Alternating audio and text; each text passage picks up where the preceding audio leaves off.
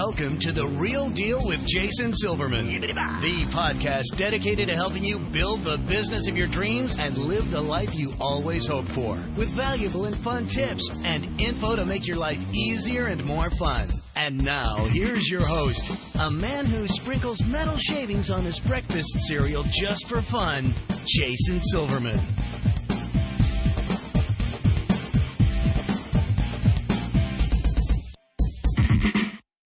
Hello, everybody, and welcome to The Real Deal with Jason Silverman. I'm your host, Jason Silverman, and I'm thrilled to share some time with you once again today. As you know, I'm always on the hunt for interesting as well as super smart real deal guests, and I got to tell you, today's show is a winner. I want to introduce my listeners to somebody who's truly been there and done that, and I'm excited to pick her brain for your benefit, quite honestly, for my benefit as well. Now, for the folks who I work with in any of my coaching programs or through Powerful Words Character Development, All-Star Cheer Sites, or the Jason's Army Mastermind Group, you know how much I focus on the importance of being able to set boundaries in your workplace, right? Well, the show is going to help us to do just that. So today it's going to be my honor and privilege to share an amazing resource with you. You're going to love today's guest. She's got a ton of valuable information about what I consider to be one of those keystones between not just success and failure, but sanity and insanity at the end of your day. So strap yourself in. Today's show is going to be a blast. As I'm sure you already know, I'm committed to helping business owners just like you to become more successful, enjoy your career more, and in general, make your life significantly more fun. We only get one ride in this merry-go-round, and we want to make sure it's one hell of a ride.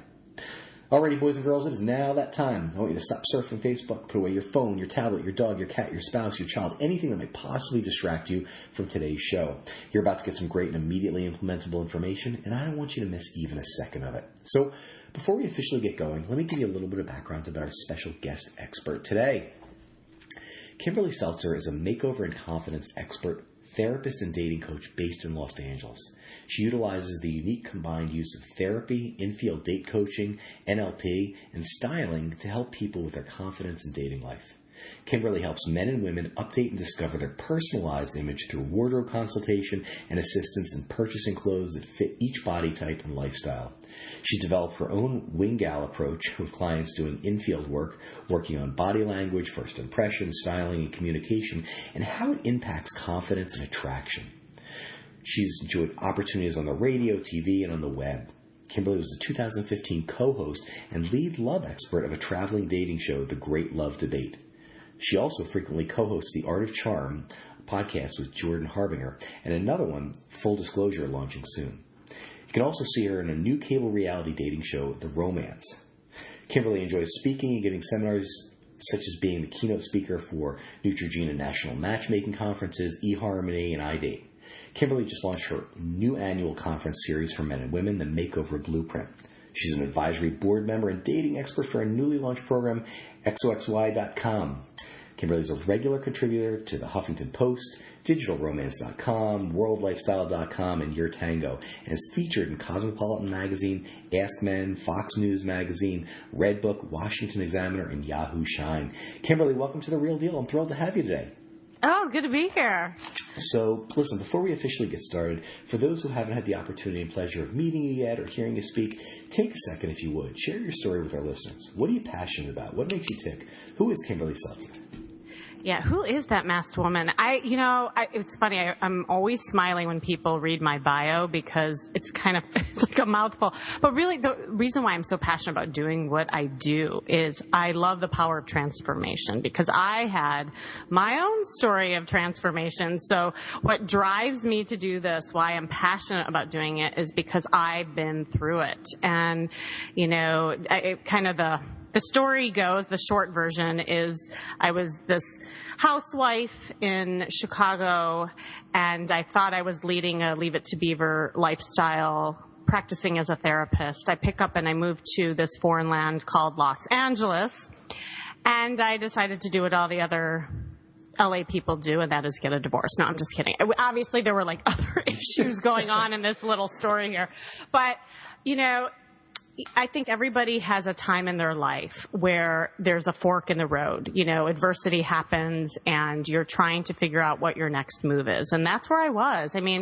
At that point, it was a very low moment in my life. If you saw me then, I did not look like a very confident person. And, the stuff you heard on my bio, that just wasn't me. I was wearing oversized clothes, nursing bras, Birkenstocks. I had 2 young kids at the time.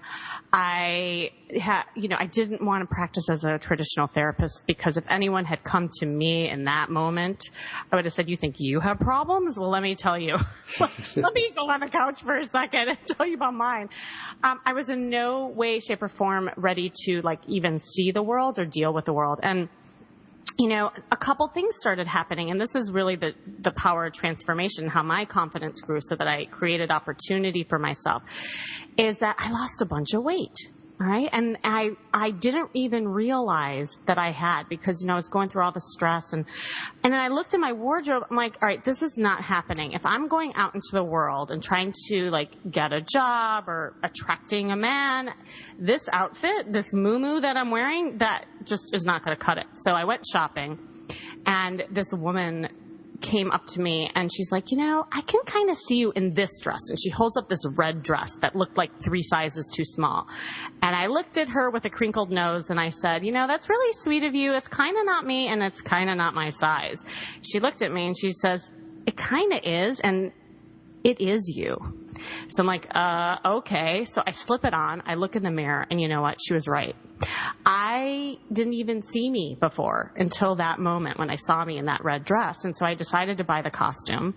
I walked out into the world and a lot of things started happening. I mean, I'm not saying it was just the red dress, but it definitely helped, and that I got attention and I started feeling more confident. I'm like, there's something to this. And being a therapist, I knew that there was a symbiotic relationship between the outer and the inner, but I didn't realize it until I experienced it. And, kind of everything went on from there. And then I was obsessed with that show, What Not to Wear. And I saw these people that were happy. I'm like, I want to do that. I want to have people be happy, just like how I'm finding my inner happiness. And so that's kind of where the story ended, my old life, and the new one began. And that's what makes me tick. I love seeing the power of transformation. There's nothing like seeing a woman or a man put on a new pair of clothes or walking into the world with body confidence or changing communication patterns or setting boundaries so that they get different results in their life. I love this. So much about this it's so needed in today's society. So this is fabulous.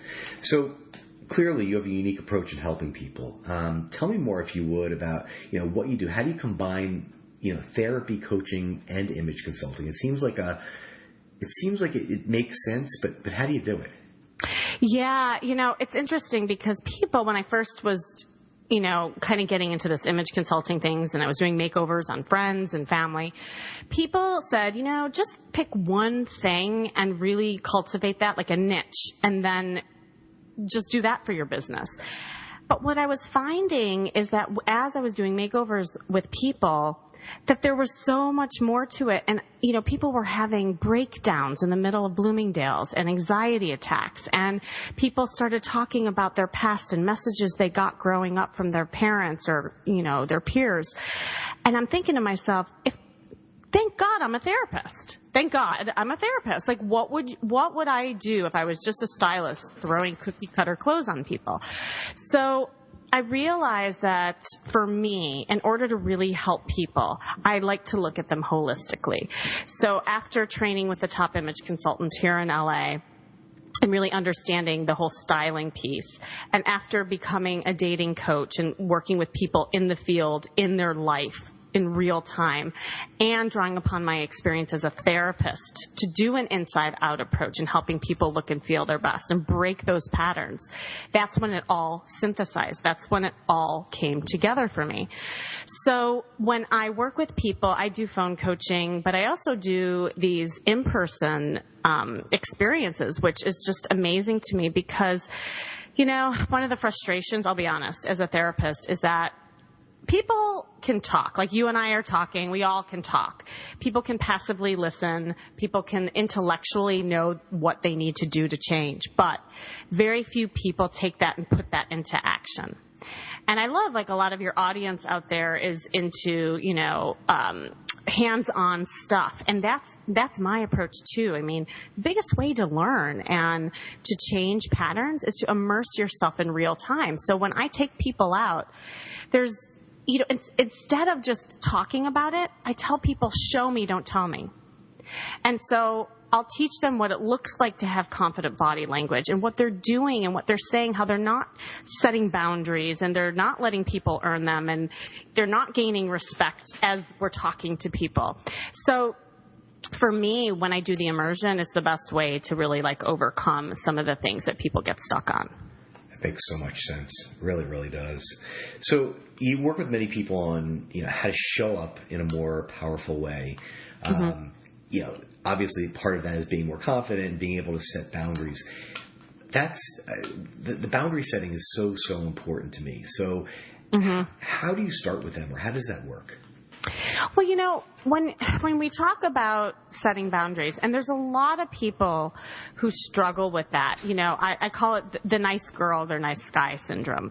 They really are into pleasing others, but then they find themselves in really bad patterns in their relationships at work, in their relationships at home with their loved ones, or, even just their previous boyfriends or girlfriends. And what I find to be true is that they're not setting the boundaries because really inside there's a lack of confidence and trust within themselves. So when I work with people, I like to look again holistically at them and look at many different areas. So one area I look at is body language. So how are you showing up in a way in your body language? Because 93% of communication is nonverbal. So especially when it comes to first impressions and meeting people and networking, what is your body language saying about you? If you look not confident, you look anxious, the way your facial expressions are, if you're looking down, your tonality, the way you shake somebody's hands, it could be even the way, how far apart you stand with a person. And it doesn't matter if it's flirting or if it's networking, it's actually all the same. It's the same skill set. So I am kind of people's pair of eyes, right? So I'll make people aware of things that they're doing that they're not even aware of. So that's one thing I look at. The second thing I look at is wardrobe. So how are people showing up, and what messages are you communicating with what you're putting on your body? So for instance, if you're in a networking situation and you're trying to attract high-end clients, if you're dressed I don't know if I can even swear on this podcast, but go ahead. Okay, if you dress like shit. So what do you think you're going to attract? Funny story around this. When I first was becoming an image consultant, the person who trained me, I was this mom, right? And so when I went to meet her, I got a new outfit and I was thinking I was up leveling myself. So I think I might have gotten a blazer thinking that was somehow up leveling myself from the big muumuus that I had. And so I show up in this blazer and these boots, and she looks at me up and down and she's like, and you expect to get $10,000 from people showing up like this? And I was horrified. But you know what? She was right. And so like attracts like. So whether you're trying to attract clients or a partner or respect, you need to dress in that way. And so I teach people about their body type, the colors they should wear, and the different styles they should wear for different occasions. The third thing that I look at is communication patterns. Like when you are showing up and you're communicating with people, how are you showing up? Are you just sitting there and being a good listener and not offering anything about yourself? Are you sharing your feelings? Are you also expressing your thoughts and letting people know what you're thinking so that there's this more reciprocity in the way that you communicate? I find that a lot of nice people or over caretakers tend to be really great listeners, but they don't offer a lot about themselves when they're communicating. And then finally, I would say the last area is body image. If you're uncomfortable about your body and the way that you move, then you're going to show up that way. So your body language, your wardrobe, your communication patterns, all are going to be reflective in how you feel about yourself. At the end of the day, here's what I tell people. People love people who love themselves, plain and simple. And if you just keep that mantra in mind and then think of those different categories I just laid out, it all kind of falls into place in how you show up in a confident way. That makes, again, so much sense. And I can see where, coming in there, dressed the right way with that. I mean, the confidence speaks for itself. So that's That's enormous. Now, you touched on the people who are nice. I have to tell you that I believe that the majority of my listeners and the folks who I work with, I would really clarify them or classify them as people pleasers. The folks who tend to work with kids, they want to keep everybody happy. So, the people who get accused of being too nice, seem to get taken advantage of or disrespected. Are we able to, or what are we able to do? Are there steps we can take to, without turning them into horrible people? Because that's really not the goal. But is there something they can do? Does it have something to do with an air of confidence? How are they able to, kind of demand the respect or earn the respect that they need, so that they actually can start to set the right boundaries so that they're not walked all over? Yeah, it's so interesting because the most common thing I hear of when people are like that, when they're too nice, is that they'll say to me, but if I set a boundary and if I say no, I don't want to hurt people's feelings. Like I'm very empathetic and I know how it feels when somebody says no to me. And so I don't want to be mean. I hear that all the time. But what people don't realize is that you're not being mean by saying no or structuring people in a way that makes makes the other person know that you're worth it. See, you almost devalue yourself when you overstep your own needs and feelings and do something for somebody else. I'll give you an example. I was working with this woman. It was interesting. And I was working with her exactly on this topic because she was too nice. She would not say no. She would drop everything for her friends, even to her detriment. Like if she was doing something important, she would seriously just drop it and go. So everybody expected her from that point on to just, she'll be there no matter what. Oh, she'll show up. She'll help you. And she started getting really resentful of other people. It's like, why does everybody take advantage of me? Why does everybody step all over me? I'm so nice. I'm always there. I said, but that's the problem, is that you're too nice. You're not seeing yourself as valuable. So you're going above and beyond and taking care of other people and not yourself. So anyway, I was teaching her these things about, and like you were asking about steps, teaching her to say no. Using I statements. There's a whole formula that I teach people about, stating their needs by using this formula, taking care of herself and pampering herself when she needs to. Anyway, as the universe has it, she breaks her foot. And so what does she have to do? But she has to actually now rely on some other people. Well, it was interesting because she was sitting at home, she was starving, she was getting really depressed, and this couple called her and said, we would like to bring you some food. And she was just about to say, oh, no, it's okay. I'll just make myself soup. And she had me in her head. She's like, Kim's going to kill me. I have to accept this. Because part of also setting boundaries is being able to receive. Like when people show up for you, accept it. Don't just say, no, I got it. That's an example of being too nice. So anyway, she accepted it. And they walked in, they gave her the dinner, and they said, you know what? Thank you. Thank you for accepting this. We did not think you would accept it. We'll be honest. She goes, really? They said, yeah, you kind of have this thing where we feel like you got it all, like you don't want help, like you don't want people to give you things. And it hit her. It hit her hard. And she realized that, in that moment that she really needed to do things. And because of that, she got closer to the couple, and they ended up setting her up on a date because she was single, and it provided this vulnerability moment that she became real. See, this is the other thing I see in people who don't set boundaries, is that they have a really hard time being vulnerable. They have this air of, being perfect, or they don't need anybody, right? Or they tend to be a little bit guarded with their feelings. But then other people don't see them as them having needs, or that they got it all, or, oh, they don't need anybody. So the responsibility is on the caretaker. if you don't like the way that people are treating you and you're growing resentment, then you got to look at how you're teaching them to treat you.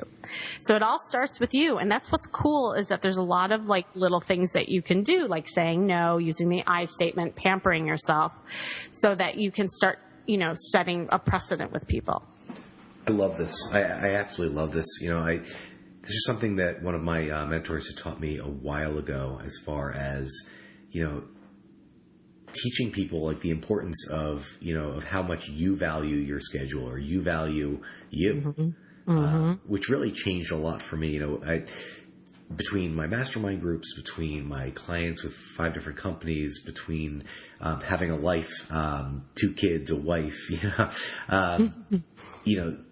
everything is really scheduled for me. So, when clients, we all live in this hyper-connected world, right? So if I didn't respect, or need to respect my time for myself and or my family, I mean, I'm pretty sure I could spend 9 to 10 hours a day just answering random questions on Facebook via Messenger, for free.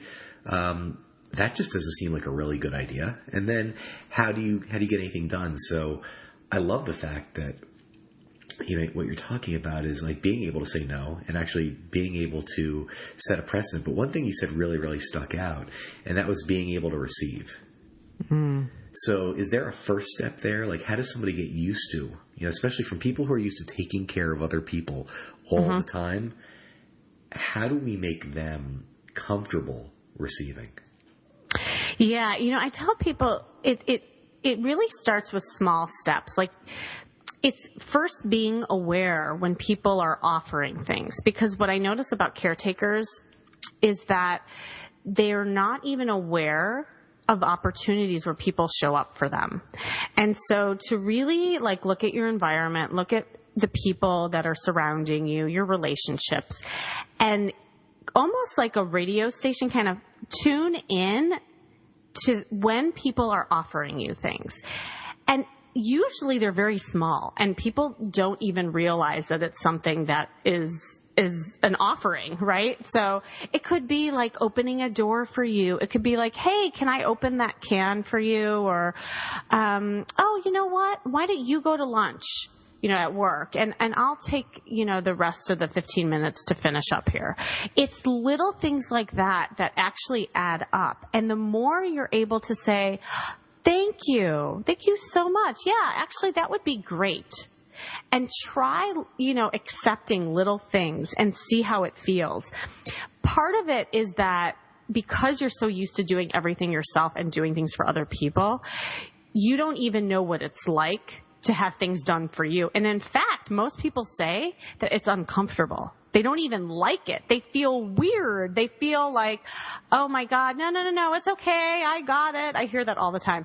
But if you just practice in these little steps, and then take note of it, journal about it. How did it feel? Really get in touch with your feelings that come up for you when you accept receiving. Because 9 times out of 10, over caretakers, they don't even recognize the feeling that gets attached to that, because it is connected to your feelings of self-worth. So it's just have that awareness, accept those little, gifts that people are offering you, and then journal about it. Fabulous. One other question on this, how do you feel like setting boundaries helps with, folks' communication and their ability to network? Yeah.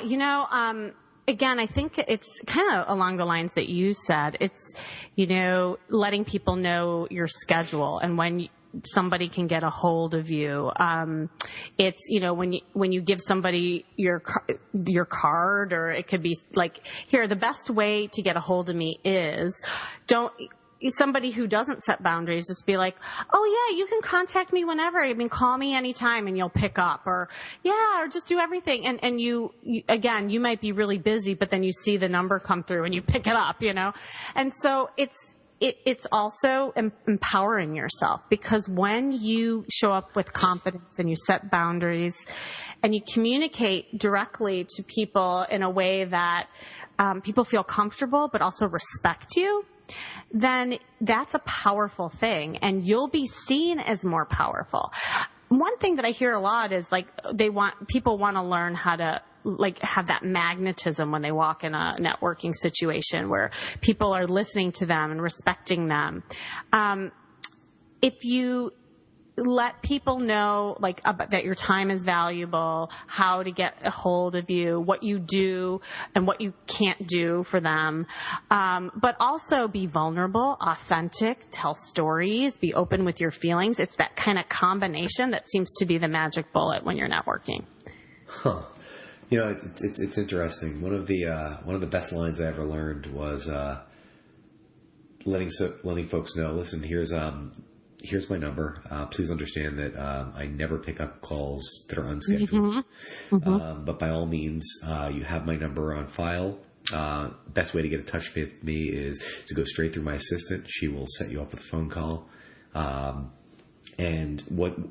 not only has it cut down on unnecessary communication, but I'll tell you, when we do get on the phone, people are already directed. They're dialed in to what we need to talk about. And I always put a start and an end time to a phone call. So, yes. That's listen, a good one. I've got 4:15 to 4:35 available. Will that work for you? And then at 4:35, I remember the first time I actually had to say, oh gosh, we're bumping up. I have another call I got to jump on. So, we can certainly reschedule something. And it was really uncomfortable initially, but I'll tell you, it's made life so much more pleasant. And people respect your time because of it. Absolutely. Right? And and then more importantly, I respect my time more. I'm like, okay, listen, I can be 100% in the moment during that 20-minute phone call versus if it's an hour, I don't want to zone out on somebody, totally ADD out. I know I certainly have the ability to do that. So those short, brief intervals are dramatically better. So this is great. All right, do me a favor. Tell me how my listeners can find out more about you. I mean, clearly you are a wealth of knowledge. Is there what's the best place they can find you online? Well, the best place is to go to my website. You can go to seltzerstyle.com, and obviously easy to get in touch with me there. Also, I'm on social media, Kimberly Seltzer on Facebook and @SeltzerKimberly on Twitter. Okay, so www.s as in Sam, ELTZERSTYLE.com, seltzerstyle.com. Yeah, it's the best place. Perfect. All right. So one question I always like to end my podcast with is this. If you could give business owners just one solid piece of advice to either help their business or probably more importantly, help them to live a better, balanced life, what would that piece of advice be?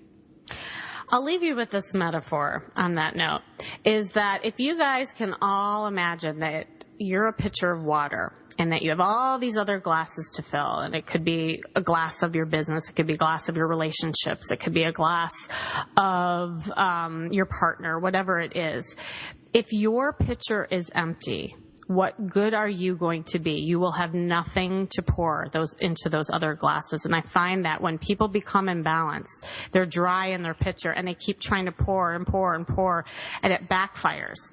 So fill yourself up. It's not selfish. It's actually necessary to actually be better for other people. I love this. This is fabulous. Kim, thank you so much for joining me today. I know how busy your schedule is, and it means the world to me that you share some of your time and a whole bunch of wisdom with us. This has been fabulous. Thank you. I thank you for respecting my time. On that note. No doubt. All right, folks, that's all the time we've got today. Thanks so much for tuning into The Real Deal with Jason Silverman. For more info about private coaching or to see if you'd benefit from one of my mastermind groups, visit me over at www.jasonmsilverman.com. I look forward to helping you achieve the success that you truly deserve. Until next time, let me leave you with this. Get out there and be the real deal. Set a goal, make a plan, work like hell towards it, and achieve the success that's waiting for you. Now's the time. Get out there and make it happen. This has been Jason Silverman, and I hope you have a spectacular week. You've been listening to The Real Deal with Jason Silverman. To access the great resources mentioned in the show and for information on coaching and mastermind group opportunities with Jason, please visit jasonmsilverman.com.